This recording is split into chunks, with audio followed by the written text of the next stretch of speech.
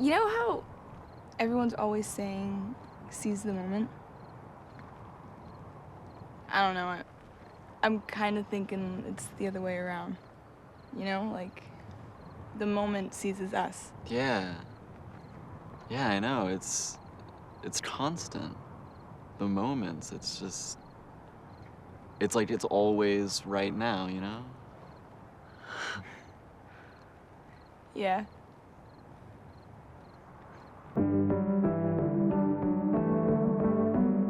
And I just like the idea of moments, because to me that's what cinema is. It's what you remember. You know, if you think back on a film, you never really remember the plot of a movie. You do, kind of, but I always thought plot is sort of this agreed upon fiction that we all sign up for to get those moments, to hang those moments on. Hey, I've been making these tapes, videotapes. I ripped off a camcorder up at the mall. I thought, it could be something that I do, be a video artist, you know? I often joke when people ask if I went to film school, I say, I went to the Stanley Kubrick Film School, which means you just buy a camera and you learn how to use it and you start making movies, and that's as good as anything else.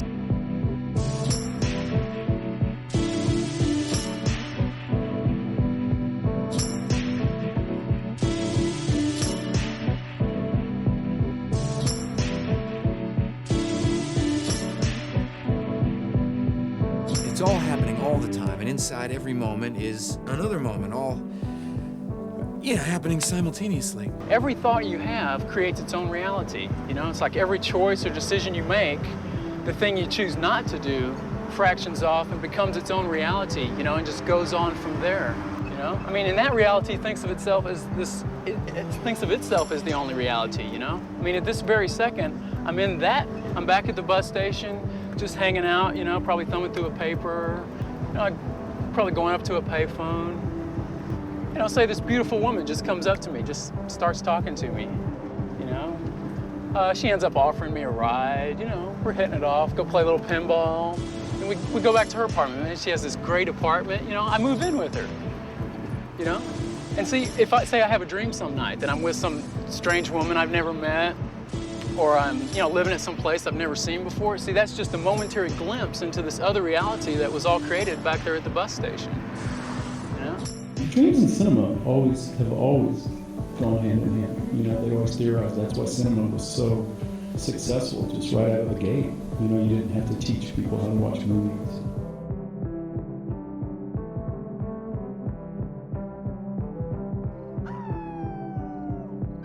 Let me tell you this, the older you do get, the more rules are gonna try to get you to follow. You just gotta keep living, man. L-I-V-I-N. This is real life. It's not perfect, but it's real. You can't help it through a life. It's a spiral. You kind of come back to a new spot. You're farther down the line, but you're in a similar position.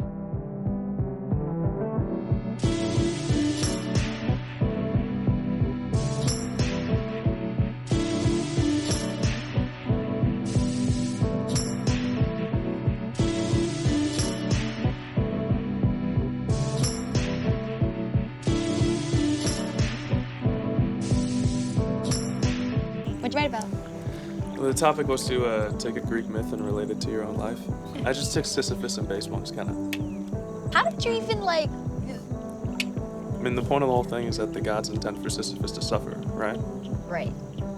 Well, my point was that they'd actually blessed him with something to focus on, something that he could potentially find meaning in. True. I mean, yeah, it's ridiculous to roll a boulder up a mountain over and over and over again, but so is everything else in life. When you really think about it, especially a game.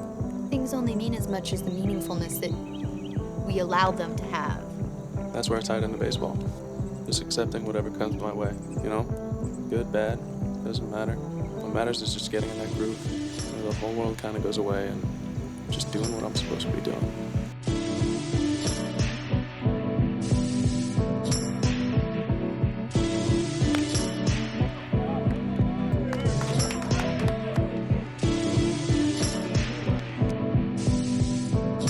I really do work from a pretty specific autobiographical place, at least as a jumping off point. My teenage ambition was to be a novelist and also a Major League Baseball player. Any of you girls gonna be ready to play some football this fall, huh? Oh, yeah. I don't know, Coach. You know, I've been doing so good in English classes, you know. I figured I'd take next fall off and become a writer. What do you think about that, huh? Isn't everything autobiographical? I mean, we all see the world through our own tiny keyhole, right? I mean, I always think of Thomas Wolfe. Anyway, he says that we are the sum of all the moments of our lives, and that anybody who sits down to write is going to use the clay of their own life, that you can't avoid that.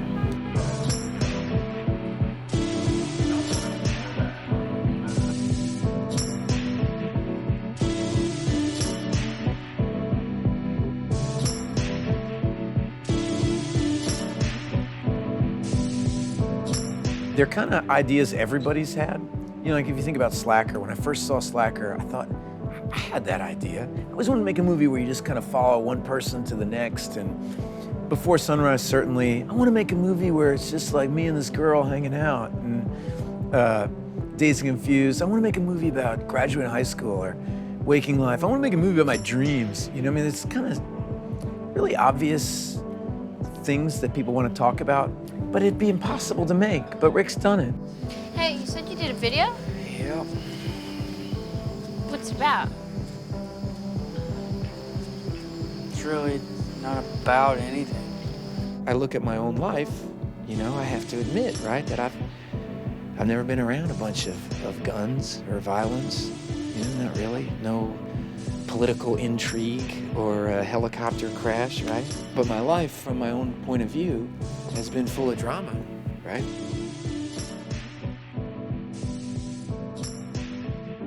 I think when you think of your life, you're thinking of moments mostly. And as you take in art, you're thinking of how you feel about something. It's usually not tied to it's tied to characters and moments. If something leads you there. So the plot machinations of a film are leading you to those. If it was just all moments, I think I've tried to push that. Maybe made films that are kind of moments and as plotless as possible. But so yeah, I think film is moments, or that's what we're really striving for.